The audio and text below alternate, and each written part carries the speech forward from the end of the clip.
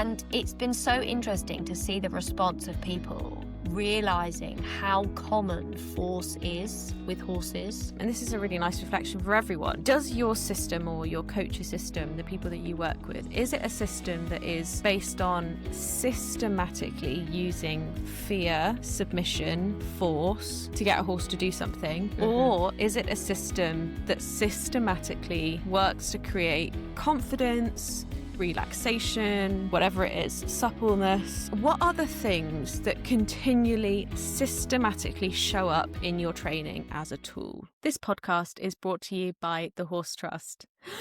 Welcome back! Season 4. Welcome back.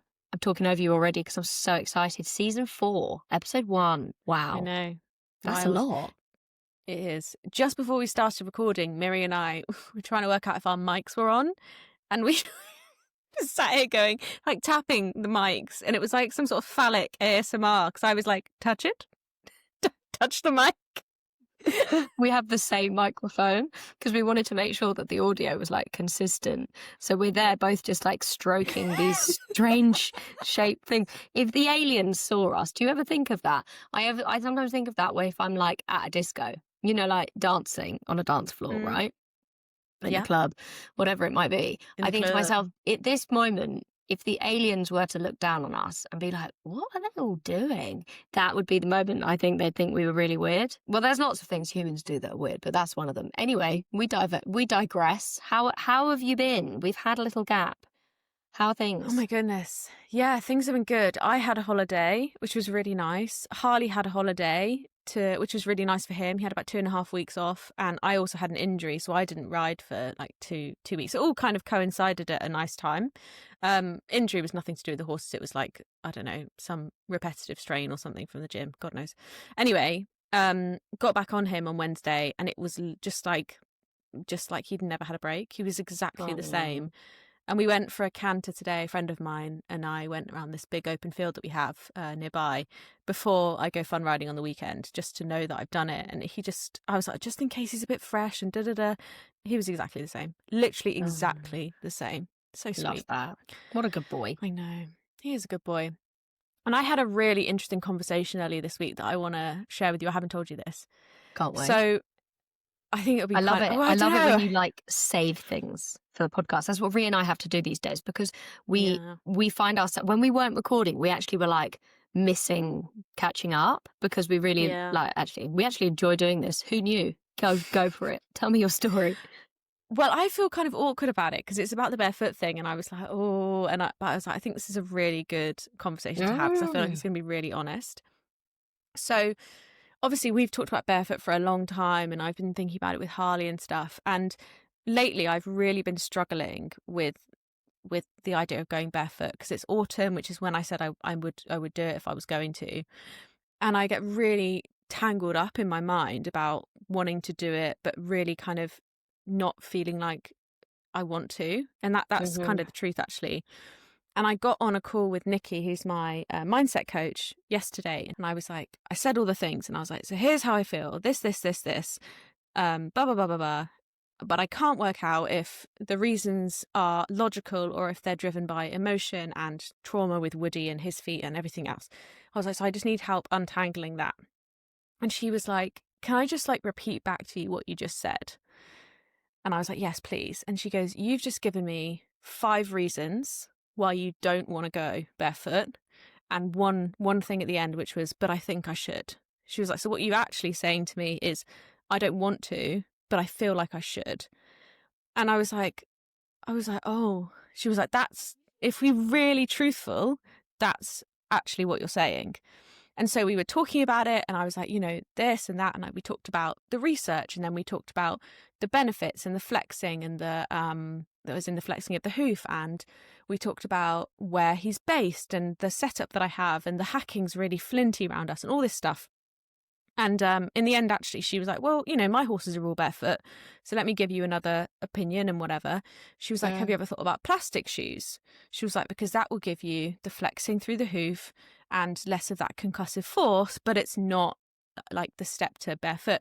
And I was like, wow, that actually feels really, I was like, that makes me feel really curious and excited. And she was like, do you notice in your body how I did this like big sigh, and she was like, there. She was like, that.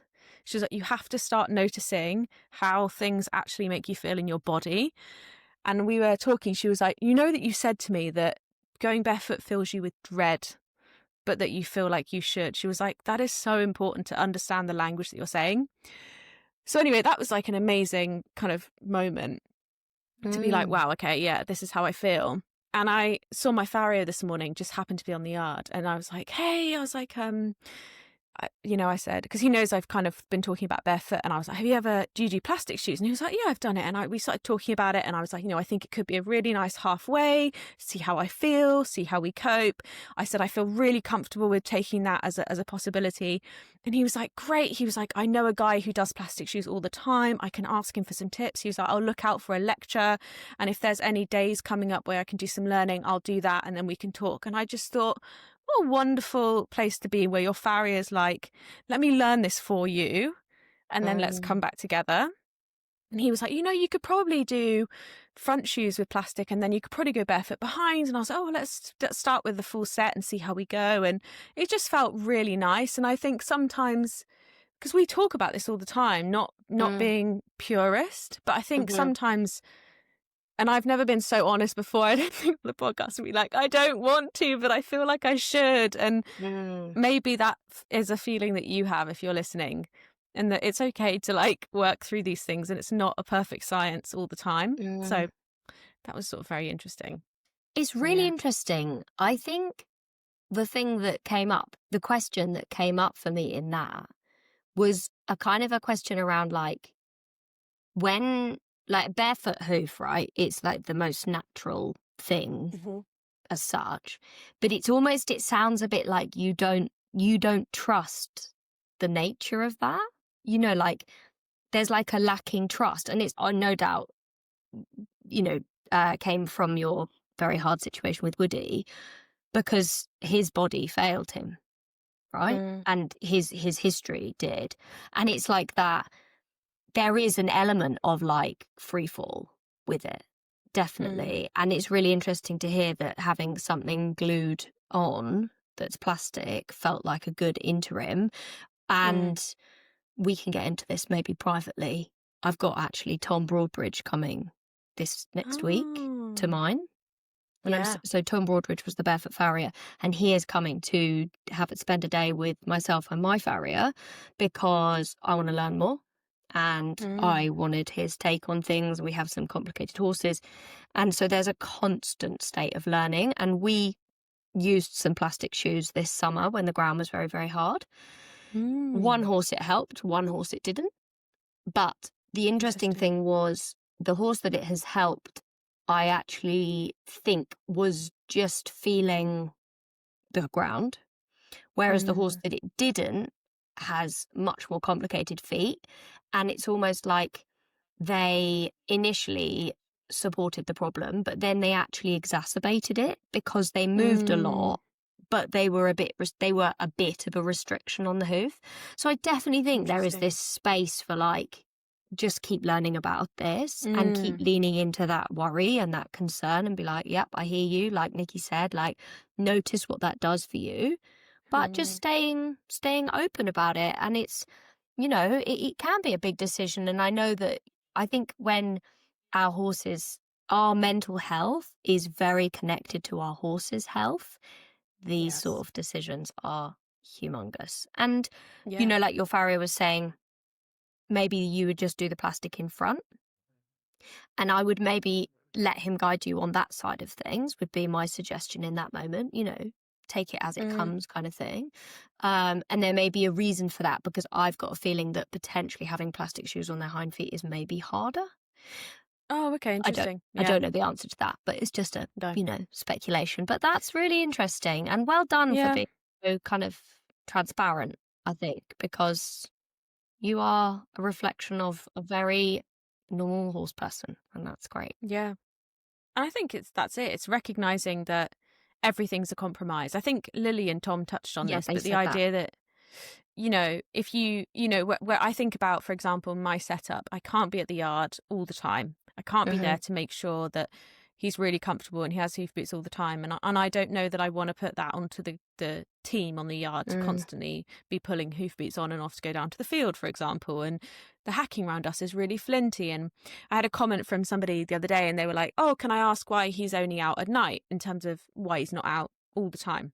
And I was like, yeah, great question. I was like, you know, if I had him at home, or I had him in a position where I had him on a grass livery, I would, or if I could have him on DIY, then I would have him out all the time. I think it would really suit him. I think he'd probably get on really well with it. I was like, but my lifestyle means that I need help with my horse, which means full livery. And this is the closest I can get to having him out all the time, is having him out overnight, where he gets basically double the turnout. So I think it's also being like, it's okay to make compromises.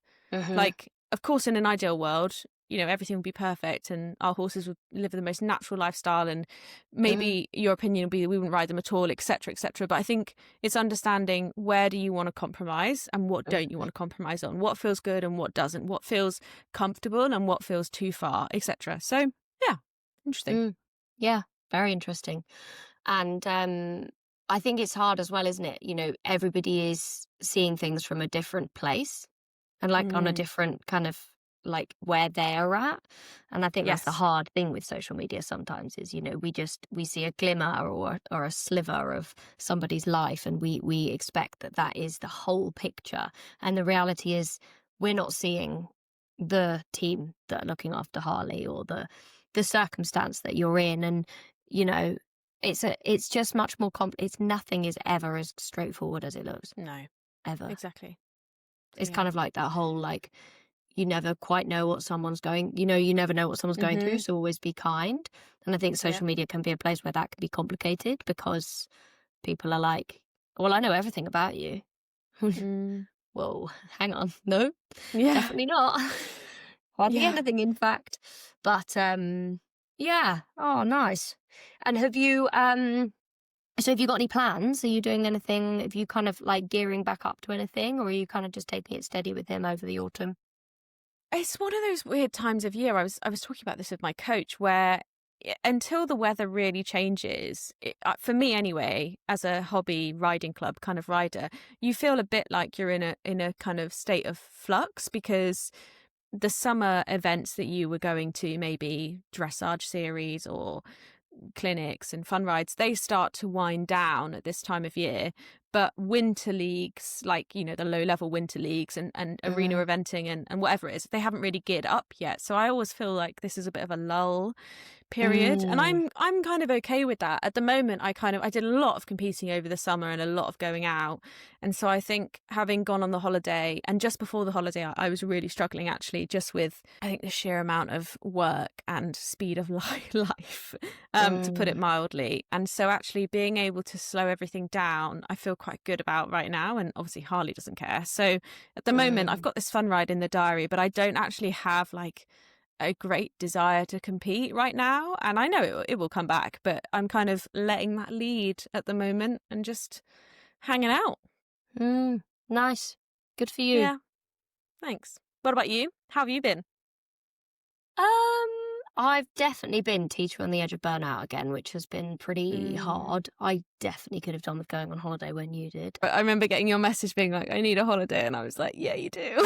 Yeah, and it's hard. But it's not a helpful thing to say, because you've got horses and yeah. Yeah, and I do feel like I've run my business for over a decade, and that's crazy. That's quite relentless. Like, I haven't had a time for the last 10 years, over 10 years, where I haven't had other people's horses in training with me. And there have been times where I can step away briefly, have a holiday, whatever it might be, but that never actually ends. The responsibility never ends. I remember having a but like a coaching conversation, actually with Holly Outridge, because she used to be in HR. And it was quite a long time ago, but she talked about kind of like accountability and responsibility. And so, like, sometimes I can give accountability to the team that work for me, but the responsibility always ends with me. And I just think I'm noticing it, you know, and it's quite sort of, it can feel a bit, there are elements of what I do that feel like Groundhog Day. And I'm very fortunate now that I have a lot of horses that live with us full time. And I didn't used to have that. You know, I used to have 10 training liveries at one time, all the time, that were all short term, and doing some air quotes, you know, between a month, 3 months, 4 months. And they could all be really complicated. They could all have really complex things going on. And that can be like very, very time consuming, very complex, a lot of management. You're managing the people, you're helping the horses. There's a lot of healing and change and all of those things. But actually, like, that is really exhausting. And I burnt out a couple, no doubt you'll know, I talk about it a lot, but I burnt out, you know, nearly it was a year and a half ago, nearly 18 months ago sort of thing. And I still haven't recovered, is the reality. And the thing with burnout, I think, that is so, you know, it's quite a modern word, isn't it, burnout? And I think it kind of gets batted around like, oh, you're burnt out. But when you really, really run out of all of it, it's not just a case of having a weekend off. You have to change your whole life. Yeah. It's gone too far at that point, you know. It's gone too far for it it's to like be. the tipping it's not a point. plaster. No, and it's like if you think of like the life as a scales, it's not that the scales are just tipped down to one side. It's like somebody got rid of the scales. Like they are gone, broken, smashed to pieces, and you literally have to completely rebuild what you think your life can look like. And it's been really actually very hard because my capacity is just less. And I think for 10 years, I think I drove myself this vehicle of life at literally 100 miles an hour. And my partner has a thing that he says now, which is really sweet and endearing and hilarious at the same time, where if I'm doing something and I'm really like a bit fried, I start doing it really fast. And I think I did this a lot with my life. I just did things really fast. And he's like, hang on, don't Miriam it. And I'm like, oh yeah. And it's that just re-regulating, like coming down a level, slowing down. And it's very sweet because he can see you know, we've been together for 11 years. We celebrated our anniversary last weekend. The same is the anniversary of Arena UK. The major championships at Arena UK. Is that where you met? That's where we met, yeah. That's the story for another podcast. But maybe we should get him on. Spill all your secrets. No, maybe not. There aren't very many. I spill them all myself. He's a much more private person than I am. But anyway, he's a good reminder to me of those moments. But my point is that recently I've noticed that with the summer being what it was, but because we actually had a very like good horse summer in the sense of it was long and sunny and we were able to do a lot with the horses, it meant that I think the momentum remained for quite a long time. It wasn't as sort of up and down maybe. And actually I wasn't doing very much with my horses, and all of my own horses have been having a bit of a break, and Blondie was lame and Zora wasn't 100%. So we've kind of been doing picking things up, putting things down. And Zora is incredibly hairy right now, and they're kind of having a hiatus because I've had to focus my energy that I do have on the training liveries that I have, and my own horses have just taken a back seat. And like you said, they don't care. No. They have species appropriate lifestyles, so they're okay with it. And yeah, I'm really noticing that my capacity is less, and so I'm much closer to the edge of smashing the scales again. It's almost like when you rebuild after burnout, it's like the scales are made of toothpicks. So they're kind of just really fragile, and you have to look after them really carefully. And I really noticed, like, we went out the other night, you know, like young'uns, and we didn't get in till 2:00 in the morning, and it affected me for 4 days. And then I can sleep for 11 hours a night, and it doesn't really fix how I'm feeling because it's like a long-term thing that needs to happen. It's like a whole shift again. And it's just a whole long journey. I remember somebody said to me, you know, it can take multiple years to come back from really, really serious burnout. And I think I've done so much work, and I've learned so much, and I've learned about my hormone dysregulation, and I've learned about nervous system regulation and the importance of that. And I think it's taught me a lot about how the world works and how to help people. And no doubt I went through this for a reason, but it's fairly tiring. Well, but also just listening to you with my business hat on, I can't help but think about the work that you've no doubt been doing with Alice Benham behind the scenes. And we don't have to get into it because it's, it's your business, it's private. But there must be people listening to this who are like, well, I also work with horses or run my own business. And there's no solution to this other than, making your business smaller so that you can take time or whatever, but bringing in staff or adding other elements to your business like digital or things that can run a little bit more by themselves. And that's, I think there's a blessing and a curse with the internet of on the digital space and the way that that's going, of giving us a bit more freedom to not have to have boots on the ground maybe all the time. I don't know. Definitely. And Alice and I had a call recently, and we had multiple actually, and we've been checking in on lots of different things. And I think it has been super helpful for me to kind of relook at everything. But I think the difficulty is often we we kind of upscale one thing, but we don't downscale another. So I've upscaled my online. Yes, yeah. Everything is just okay, but I've still got the same number of stables and I've still got the same number of staff. And I'm very mindful of looking after the people who work for me, because I see them. I see them every day. I see them working hard. I don't want to suddenly be like, okay, I'm going to have X number less stables. I'm going to have X number less staff. That's the kind of the cinch point, is because with less horses, I would need less help.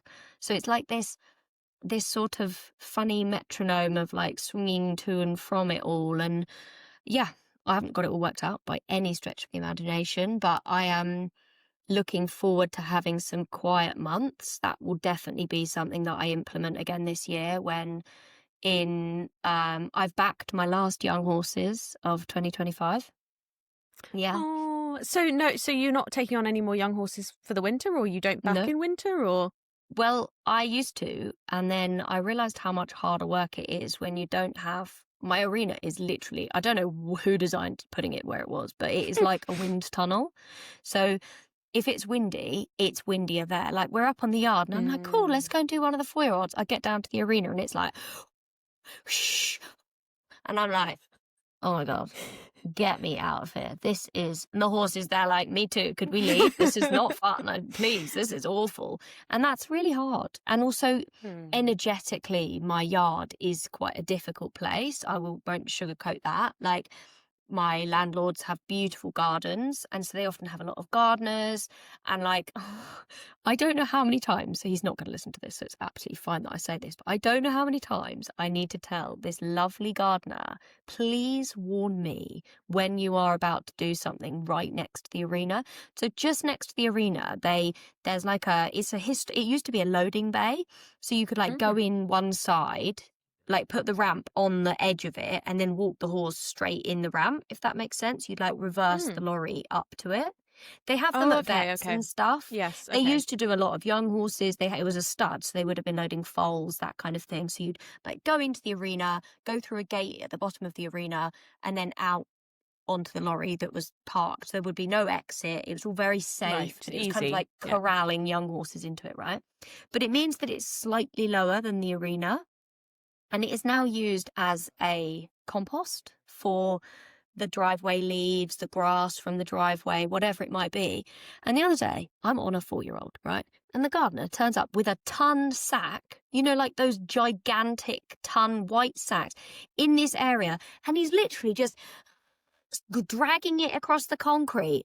I was like, stop, please stop. Because I was going away from it. So as long as the horse can see what's going on, I was like, this is going to be totally fine. You're just dragging a plastic bag up behind a 4-year-old. I'm probably just going to end up in the hedge. Please. And I've said this to this dude so many times. And he just...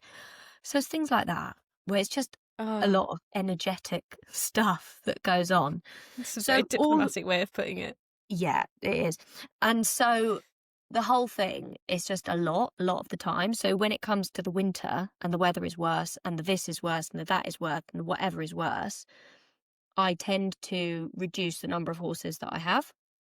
And that's what I did last year, and it worked really well. I didn't feel worse going into winter. I felt better. I was able to spend more time with my family. I was able to have a bit of a easier couple of months. And I think that was a really important thing to implement. One day I'd love to be able to, I don't know, do something even more drastic about having downtime. But the nature of looking after horses is very hard. You can't turn the laptop off. You can't turn the horse off, you know? So Yep. yeah, it's all a fluxing thing, but it's good. And the horses are good. As I said, yeah, Blondie's been lame. And we took some x-rays actually the other day, which was a mildly stressful situation because she hates the vet. And like Still, just really. Yeah, just hate, but very specifically him. He is a 6'2" German guy, and he's pretty tall and big, and she's like, you could just stay the hell away from me. And like, there's certain angles that were absolutely fine, and then there's one where he had to stand quite close to her neck. And like with the x-ray machine, he's holding the x-ray machine, and we didn't give her any sedation because she can't be injected, and da da da da da. And we are literally stopping her just from biting him because she's just like, get away from me, I hate you.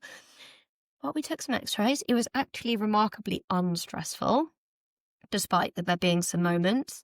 A well-timed small licket, you know those lickets in a little tub? You can literally just like push it onto her mouth and then move her mouth away from him to be like, don't bite him. You don't need to do that.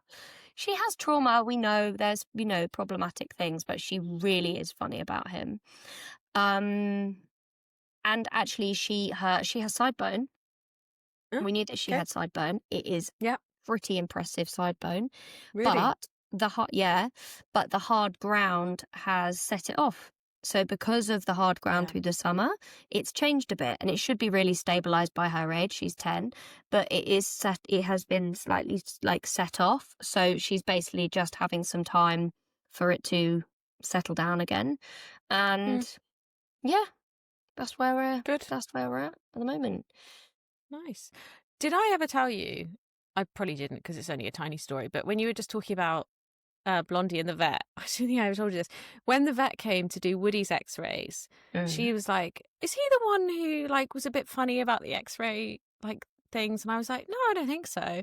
So she comes into the stable. She's like set up the whole X-ray plate and everything. As soon as she turns the light on, and he just like explodes, breaks the X-ray thing, and I was like. What did he break? And she goes, he broke like the plate and the kind of structure around the plate. And I was like, oh my God. And she goes, she just really calmly picked up the broken piece and went, yeah, it was him. And I hadn't realized that they had done x-rays. And because of the nature of x-rays, I had been stood outside of the barn last time. So Hannah and her had been holding Woody, and I hadn't seen that he had like reacted in this way. So when she'd come back to be like, and it was just me and her that time, so I had to stand with him. I just didn't know that he did that, and it was just like literally the second she put the light on, he just like disappeared and it broke. And I was like, I'm so sorry. She was like, oh, don't worry, it's fine. They didn't like. I thought they were going to like send me a bill, and they didn't. I know, because I think those pieces of equipment are incredibly expensive. Well, I imagine so, Miri. Yes. I mean, maybe I didn't break an expensive bit, but it looks broken to me. Oh my God, terrifying. That's just a vet's life, isn't it? Just like owners being like, he's so good, and then get kicked in the face. My vet calls Blondie the assassin. I can see it. Yeah, she would get in there before you would. She's like, I'll get you first, you know? And then we did Darling's Aura afterwards, and she's just stood there like a little lamb. Anyway, yes, I hadn't had that story, no. Bless him. What a good boy. It is my absolute pleasure to introduce you to our new season sponsor. Drumroll, please. This season, we are proud to welcome the Horse Trust. Founded in 1886, the Horse Trust is the UK's oldest equine charity, providing retirement and respite to horses who've dedicated their lives to public service, from the British Army and Police to therapy centres across the UK, as well as providing sanctuary to rescues. 75% of horses in their care come from the military, police and Riding for the Disabled, and they are 100% publicly funded. Donations and sponsorships keep their gates open and provide their horses with a forever home. Now, you may remember, particularly if you're in the UK, that in April 2024, 5 military horses made headlines after running loose through London. That event sparked a national conversation, and it led to a groundbreaking new respite partnership with the British Army, the first of its kind. The horses now get regular breaks away from the city to rest and recover in the Chilterns countryside. This scheme is already improving horse welfare and rider safety. This feels so aligned to the reason that the Horse Trust was created in the first place. The founder, Anne Lindo, was inspired by Black Beauty in 1886. She saw the hardship of cab horses in London and created a loan scheme to swap tired horses for fresh ones, so working families could keep earning. Today, while the role of working horses has evolved in the UK, the need for rest and care remains, and the respite model is a 21st century continuation of that same spirit. One of the horses benefiting from that spirit is Quaker. He's one of 5 horses that was involved in that incident in London. He was the only one unable to return to duty, so now he's officially retired and living peacefully at the Horse Trust. His story shows the importance of what they do and how your support can directly help horses like him. Right now, the Horse Trust are ready to welcome even more horses to rest, recover and retire, but they need your help to make it happen. They've secured new land that will allow them to care for an additional 50 horses, and their goal is to raise £60,000 to get it ready. That includes everything from new fencing to shelter. Just £22 buys 1 metre of fencing, and whatever you can give will help them build a future for horses who've given so much. If you believe that animals deserve a dignified retirement, please consider donating today. Every pound makes a real difference. Visit thehorsetrust.org.uk to make a donation, or see our show notes for more details. Back to the podcast. I wanted to talk a bit about some news that some stuff has been going on in the horse world, basically. There was an article that I sent Rhi this week about a gentleman called Cesar Parra. Is that his name? Yeah. And there was a tribunal about abuse. He was reported for abuse, like multiple accounts of abuse by multiple people that have worked for him.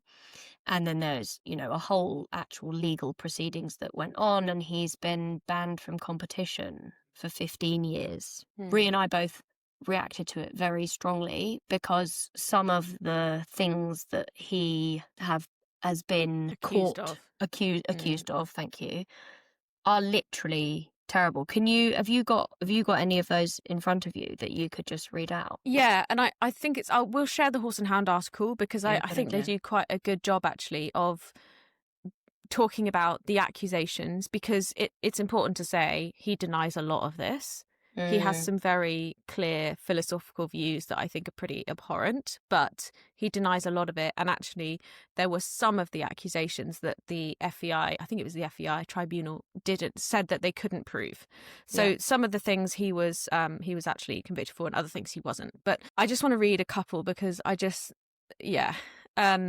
this is one quote from the article. The respondent, being Cesar Parra, his philosophy was that by taking the horse's legs away from them, he would make them submissive and humble. And there was a lot of other things which we'll get to in this article, but those 2 words really, for some reason, they were the things that made me kind of tip me over the edge in terms of my emotive response, because submissive we hear a lot, and actually I believe it's now been replaced, for example, in tests for British dressage. But the idea that someone's mentality would be that their job is to make a horse submissive and humble, the word humble in this context is so abhorrent to me. Like, a horse does not need to be made humble. Like, that word isn't even in the vernacular of the animal kingdom. Like, I don't understand how somebody can have that approach. And I put this on my story actually and just said, if someone thinks that their job when working with horses is to make that horse submissive and humble, first of all, run a mile. Nearly. And second of all, nearly a mile. Nearly F-bombed in the first season. Well, first episode. Would have been the right moment to do it, though. It would have absolutely totally valued. What a excuse for a human. But I just, yeah, and I'm just going to read this, and I'll read it in full because, like I said, some of the accusations weren't whatever. He said he saw Parra using a twisted wire headset under the bridle and tied to the girth, and a metal nut under the noseband, causing pressure and pain on the nasal bone. He also said he witnessed Parra using a pulley system consisting of hoof shackles connected with a lunging girth via a long rope, used for the forced resistance of the legs and body. The panel do not uphold the allegation of the use of the wire headset, nor the electric spurs as mentioned by another witness. And then finally, I just want to read this bit. Upon questioning from the FEI, the witness testified that the horses were in a very bad mental state in consequence of the respondents' behaviour. They urinated all over themselves, and their eyes became huge with fear when the respondent would approach them. There's just not a lot of words, is there? Animals do not choose to do anything that we make them do. Like they don't have a choice in the matter. They don't have a choice to be born a racehorse or a show jumper or a hunter.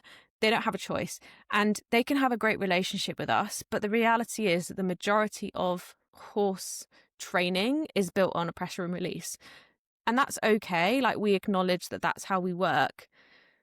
But I think this idea that you need to dominate and force, and if you think about the amount of things that horses will do for us out of fear and maybe pain or, you know, pressure, just imagine what you could get from a horse if you gave them the opportunity to do it for a reward or to do it out of joy. And I think the thing that I come back to, and I this is horrific, this will not be on its own. I know that there will be people who are working in the top of the sport that maybe would have seen things like this before. And there were comments actually under the article from people all over the world saying, you know, I've seen this kind of thing. And I'm very fortunate not to have seen such horrors. I've heard horrors passed on from a friend kind of circumstance.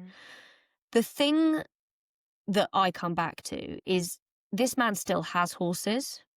He is still having horses in training. He is still able to operate a business. And the denial that this person, I think that was it, wasn't it? His response. Was the way that he was like, this is okay. He was like, this isn't abuse, this is training. Yeah. And he said, and actually the FEI says it's fine to be in hyperflexion for a short period of time, so it's fine.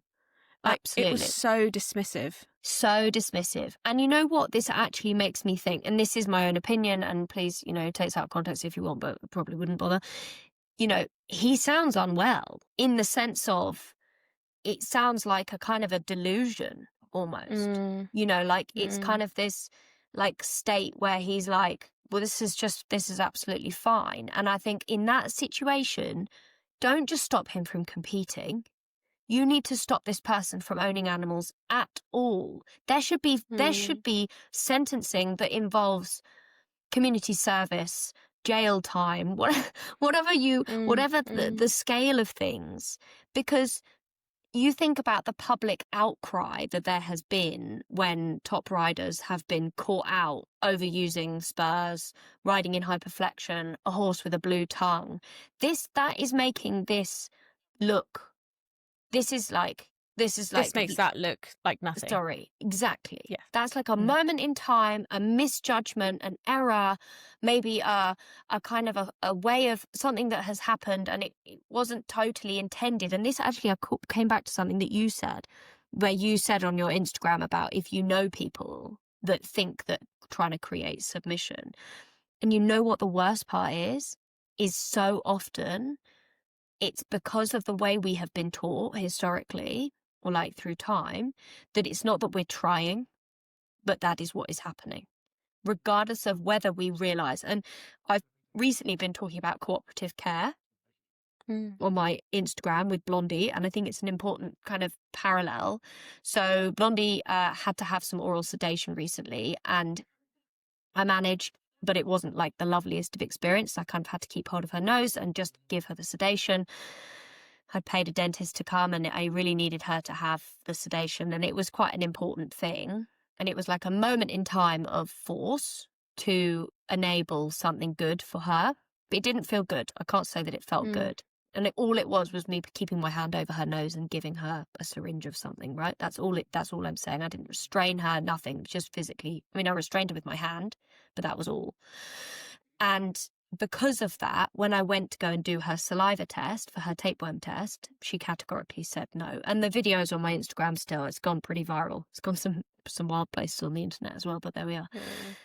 And it's been so interesting to see the response of people realizing how common force is with horses, how commonly we just put them in the cross ties and tie them up and make them be tacked up. We hold on to them. We just get somebody to hold them at the mounting block so that we can get on, even though they're really stressed. And I think often now, and I think we're at this real turning point where we can see that people are starting to become so much more aware that that's not actually okay, and that we don't want to force horses to do things, and we don't want to make them. And, you know, there would have been a time where a rider maybe using a stick in a show jumping class would have been like totally normalized. Whereas now, if it's seen, people are really like, that's awful. Don't do that. Why are you doing that? Even I look back on riding that I've done in the past, I'm like, ooh, I didn't love that. Even the other day I was out hacking on Harley, and he was getting more and more anxious, as he sometimes does. And at one point he was getting quite anxious, and I was like, hey, pack it in. And then I started trotting again, and I didn't do anything. It was my voice, but immediately reflected and was like, oh, I don't like that. I don't like the way that frustration came out at my horse. So this is not, again, it's not a purist thing. I think what's really important here is, what is your intention and what is your energy? Like, just trying to be better all the time, trying to notice, trying to get the courage to try something different, the courage to face maybe feelings of shame and stuff. I think the difference here is, this is someone who truly just fundamentally believes in this training style. And I wish, like, with these top level riders who are so driven by the money and the impact with the owners and whatever, that they completely forget the animal and they have to have submission. I'm just like, I beg you, just choose a different sport. Please, this is not what our sport is. This is not what we do with our horses. I beg you, just find something else to make your money. So difficult, isn't it? Because often, you know, I think that you need to be kind to yourself and careful that you're not too unkind to yourself in these moments, because not you who said, come on, Harley, get on with it, when he was feeling a bit worried. That's not what we're talking about here. We're talking about consistent drilling of training, consistent sort of repetition of trying to force performance. It's a philosophy. It's like what they said. It is a philosophy, isn't it, of abuse? And I've heard people at the top of the sport, top riders, whatever, publicly talking about, we have a system. And I know you've used that word, but I think it's a different thing when it's like, I think yours is like, I've got a plan. That's what I'm going to stick to my plan. Whereas I have heard it before. I remember a rider, it was at a wedding actually, and a top rider that was at the same wedding was talking about it, and he was saying,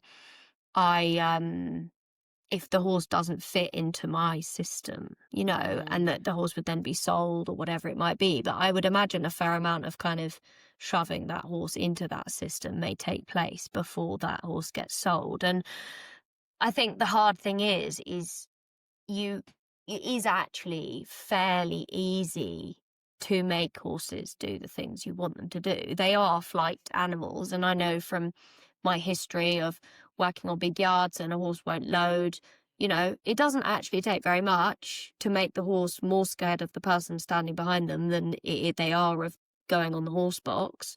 And I would have at the time partaken in that without really knowing. And now, because I've educated myself on what fear looks like, I don't want to train my horse like that. But I think what you said there is actually very, very useful.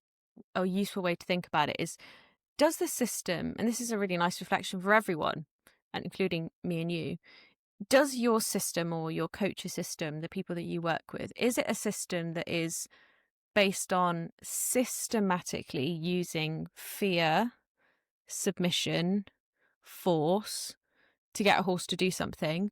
Or is it a system that systematically works to create confidence, relaxation, whatever it is, suppleness?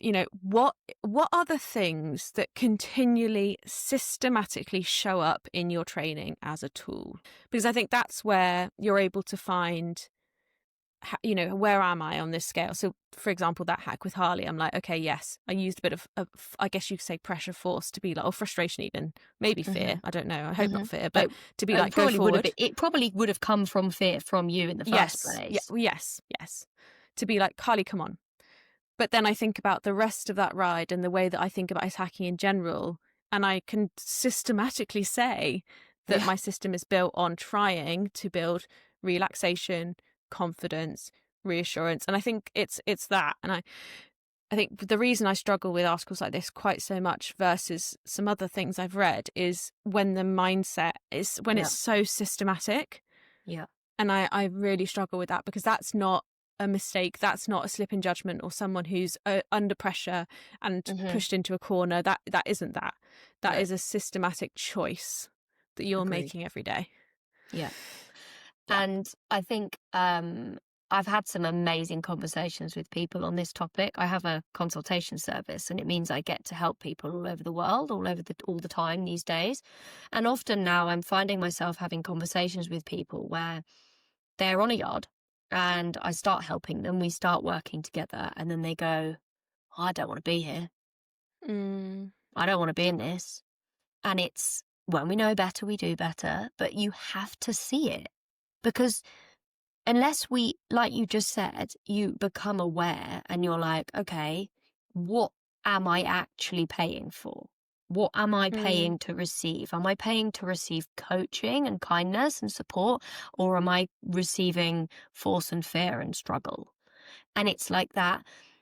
When it's such a cool thing when I start helping somebody and I don't hear from them in a while, and I'm like, okay, well, that's how it goes.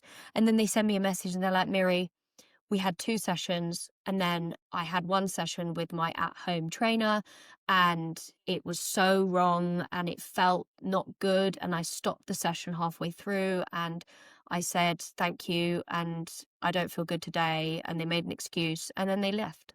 They moved on. They didn't necessarily try and teach that person a lesson and say, I'm leaving because of X, Y, or Z. They just quietly, politely said, not for me, off I go. And then the next message is, we've moved. I can't believe the difference in my horse. I had no idea that they were capable of feeling so soft and relaxed and calm and all of those things. And I think there's 2 places that are responsible for the shift in this. I think there has to be a change. And if for some reason someone at the top of the governing bodies listens to this episode of this podcast in this moment, it's on you guys. It's on. And feel free to come on and talk to us about this. We would love to talk about it. But the FEI, British dressage, British show jumping, British eventing, if we can all gather together and start to enforce a different kind of horsemanship, a different kind of ruling, a different kind of judging system that encourages people not to squeeze their horse for every ounce of ability that it may have, but that we can actually start to say about young horses. I've seen huge conversation recently about young horses and young horse classes, and there was somebody watching the I think it's the Lanaken or the Zangazide, like young horse championships. And they were like, I was horrified to watch the 5 and 6-year-olds go against the clock. And style and performance may be a better way of going. Is there a new system that we can see which supports horse development, supports rider development, and doesn't put people under so much pressure to make the horses worth more money, to be overdeveloped at early, young ages? And there's going to be a long time, but I hope that in our lifetime we get to see a shift, because, and I hope that our conversations can be that. And, maybe we should be writing letters to the powers that be. I don't know, but that's the first place where I think the responsibility needs to come from. But then you and I us small folk that are listening to this podcast today, we hold more power than you would think, because in not supporting those things, choosing where we spend our money, going to the supporting the showcases that support more natural ways of doing things, less forced way of doing things, whatever it might be, we are the power. The small numbers are the power in a bigger way than we would think. You know, who you coach with, Totally. all of those sort of things. I totally agree. Co-sign 100%. Yes.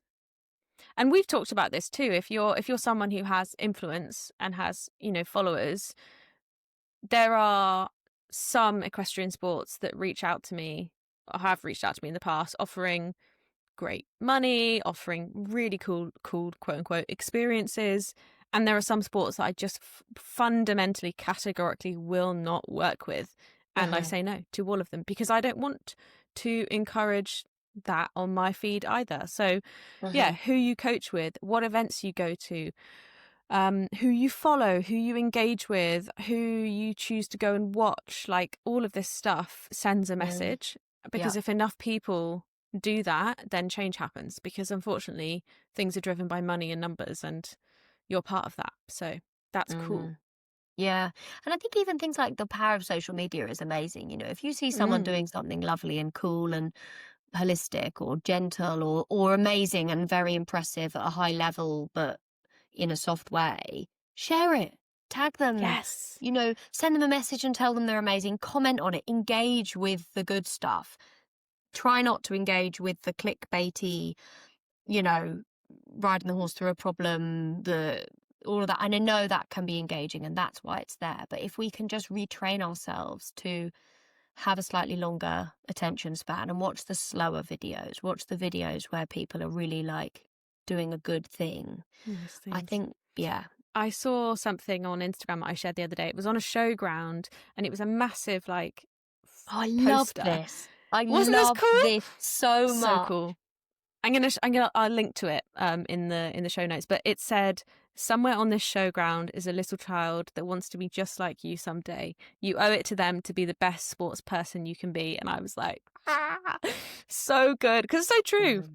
So true. And also, I loved it. There is a child within you that you owe it to be the best sports person you can be, to be the best horse person that you can be, for that person who first fell in love with that pony, first fell in love with that smell, that softness, that connection, that relationship. You know, we owe it to them to be our best equestrian selves, I think. And if we want to take this metaphor, is it a metaphor? Whatever this is, this concept even further, your horse also has just a little inner child. They are just, I mean, I don't want to say they're children, but they are just simple creatures who just want to feel safe and comfortable and loved. And yes, some of them are so athletic and smart, and they really want to do amazing things for you, and we feel them rising to meet our questions with amazing answers. But they're also just little baby children who just want to feel safe and looked after, and we can do that for them. I think a good way of looking at this is maybe not even that they are baby children, because I do think we need to be careful, a little bit careful, with the mother mentor mentality. Yes, no, completely fair, but yes. A lovely lady called Jane Goodall passed away this week. She was the amazing primatologist, if that makes it easier to understand what she did, who was one of the first people to do a lot of research with chimpanzees.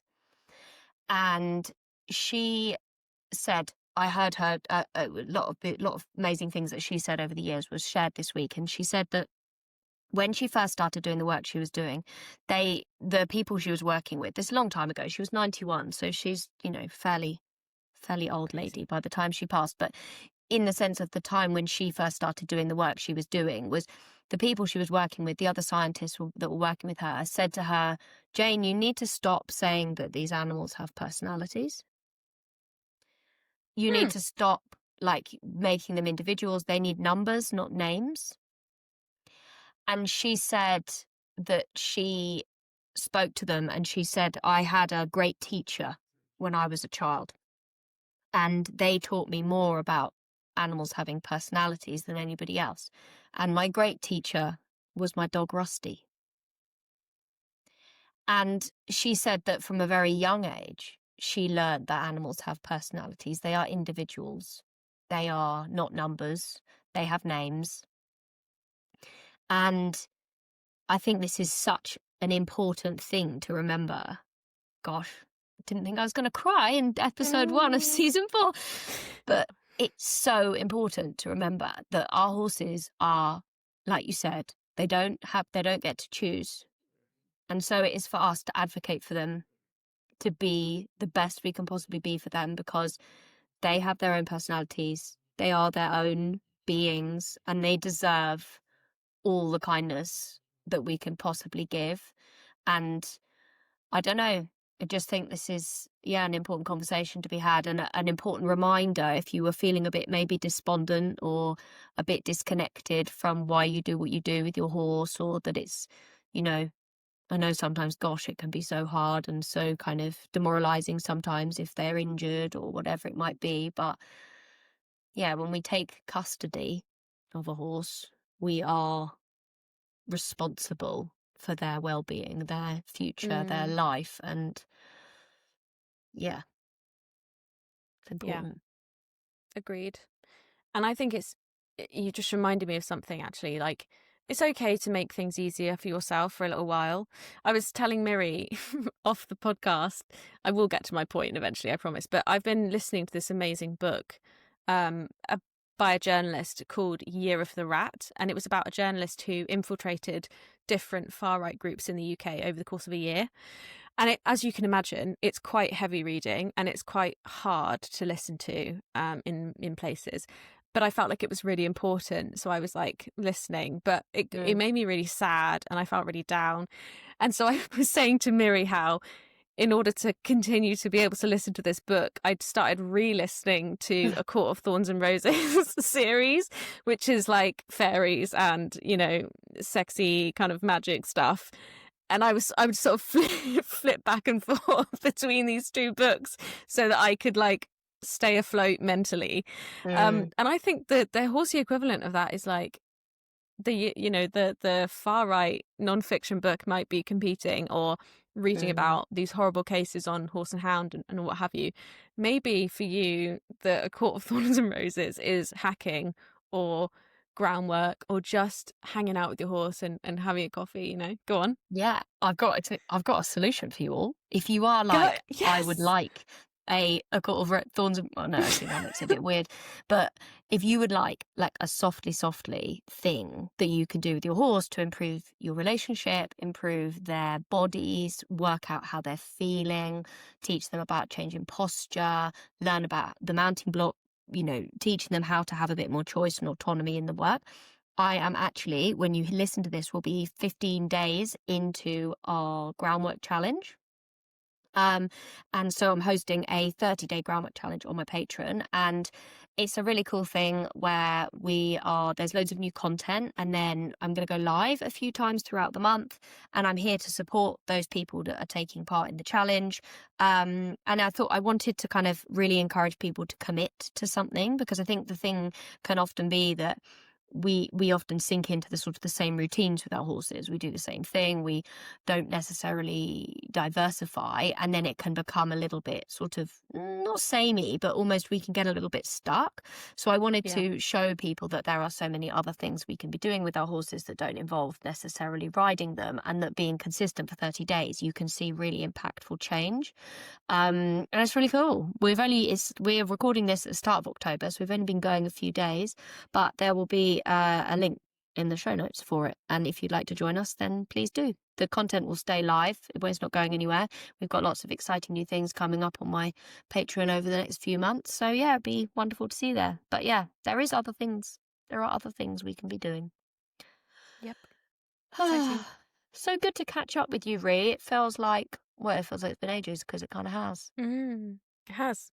We've had a good Go on. It's been a good catch up. I was just going to say it's been funny. I have people send me messages like, it's Wednesday and you're not there and I miss you, which is just so lovely. Well, yeah, and I think that is why we wanted to start the first episode of like being a bit more of a chit chat catch up, because it's been a little while. But yeah, we've got a cool season ahead. We've got a really cool guest coming in a couple of episodes' time. It's just so wild. Like, I can't you guys believe just wait it. and see. You wait and It's see. gonna be You good. will. I guarantee, if you want to try and guess, You'll literally never guess. Never. We've got some really exciting conversations coming up and some great topics, and yeah, a lot of diversity, I think, in season 4, taking us up to the end of the year. I know, crazy. What a year it's been. Yeah, it feels like it's gone really quick, hasn't it?